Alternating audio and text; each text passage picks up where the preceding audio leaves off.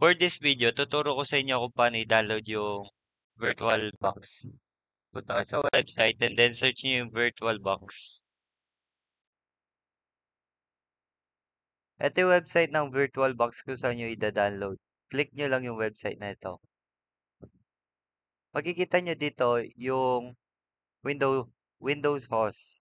I-click nyo to, tapos automatically na siya magda-download. Then i-wait nyo lang siya.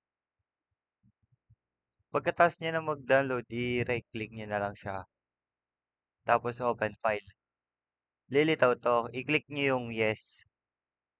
Minimize nyo yung website para makita nyo maayos. Tapos, eto na, isi-set up natin yung VirtualBox. Dito, i-click nyo lang yung next. Tapos, siguro din nyo na naka-click yung I accept the term of license agreement.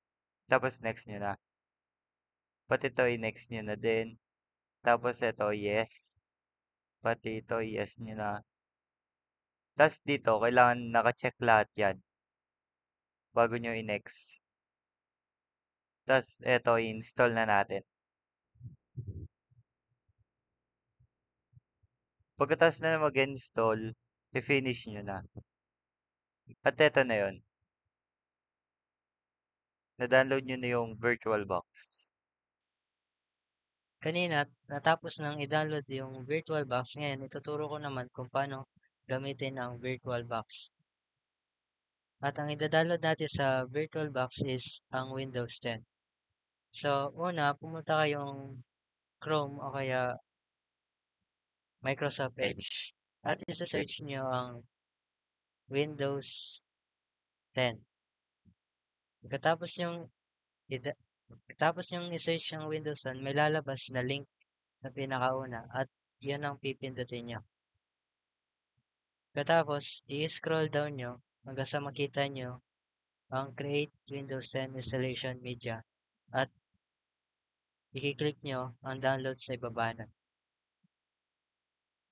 Pagkatapos nyong na-download, i-right click nyo at i-open file ang dinownload nyo.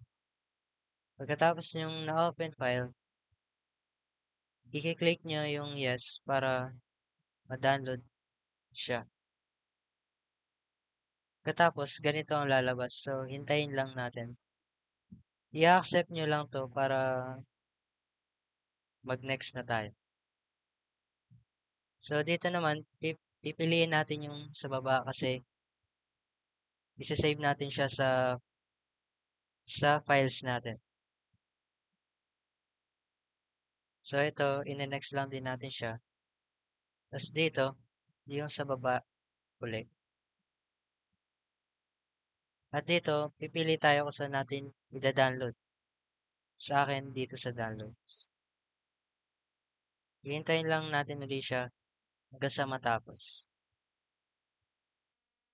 So, dito, tapos na natin i-download yung Windows 10. Ngayon, i-click na natin yung finish. So ngayon, na-download na natin yung Windows 10. I-open naman natin yung VirtualBox. Katapos natin i-open yung VirtualBox, i-click natin yung New. Dito, papangalanan natin yung VirtualBox natin ng Windows.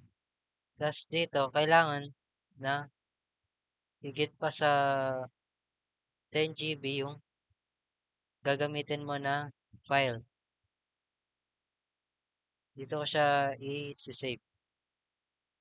Dito naman sa ISO image, dito naman ilalagay mo yung download mo na Windows 10. Pagkatapos nun, i-uncheck mo tong proceed with unattended installation. Then, i-click mo yung next. Dito,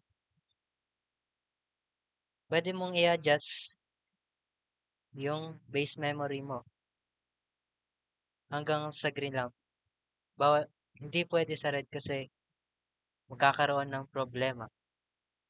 Dito rin, pwede mo siyang i-adjust. Pagkatapos nun, i-click mo yung next.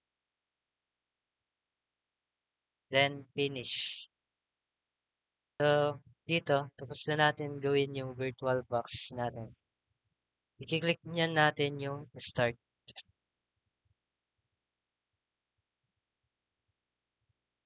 Hihintay lang natin.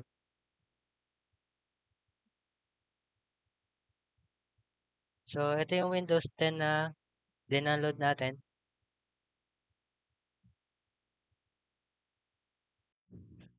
So yung guys, nasa next step na tayo guys. I-download naman natin ngayon ng Ubuntu.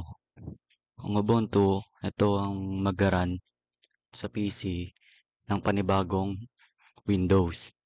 Okay. Click nyo lang yan. Then, click nyo on download. Then, make sure na lalabas siya dito. Kasi, kung di siya lalabas dyan, di siya mag-run doon sa VirtualBox nyo. So, ako, na-download ko na. Ang gagawin ko na lang, paano, papakita ko na lang sa inyo kung paano nag-work ang Ubuntu. So, usually, kailangan nyo ng VirtualBox para maayos yung Ubuntu nyo. So, mag-create tayo ng new, then pangalanan nyo.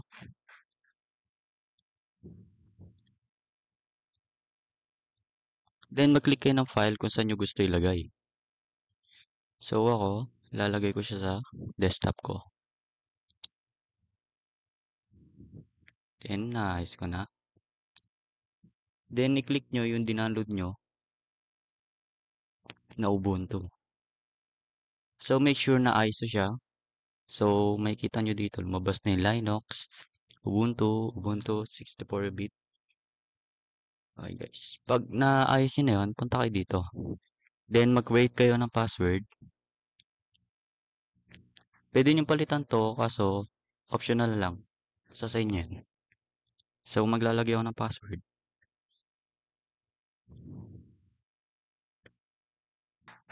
So, yung guys, naka-create na kayo ng account, may password na kayo. Then, naayos na rin to. Ay, obviously, wala naman kayo lalagay dyan. Set na yan na ganyan. So, pipinish nyo lang siya, guys. Yan. Alright, nandito na tayo sa Ubuntu. Medyo matagal to, guys. So, maghihintay na lang kayo na matapos ang loading ng Ubuntu. So, babalikan ko kayo pag natapos na. So, yun guys.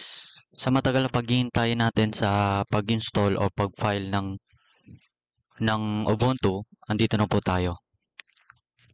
Nakagawa na tayo ng account.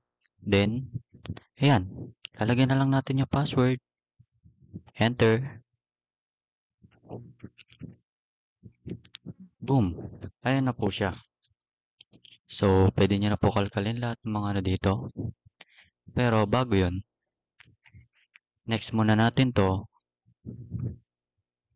Yan guys. May mga available na ano pa po dito sa Ubuntu. Pero, di muna natin siya i-check. Skip po muna natin. Yan. If gusto nyo mag-improve yung Ubuntu nyo, pwede nyo siyang i-click dito. Pwede nyo pindutin yung yes. Then, next. And then, pwede na kayo mag-get start. Then, finish. And, voila! Pwede na kayo mag-search sa Firefox. Then, pwede na kayo mag-download. Kung ano-ano pa. Parang another window siya sa isa pang Windows. Kung mas pagpipiliin ng dalawang Ubuntu or Windows ang pagpipiliin nyo, nasa sa inyo yan. If gusto nyo ng mas mabilis or mas efficient na Windows or ISO, mas pipiliin ko ang Windows. If gusto naman na magandang quality and medyo mabilis na respond, mas pipiliin ko ang Ubuntu. Yun lang po.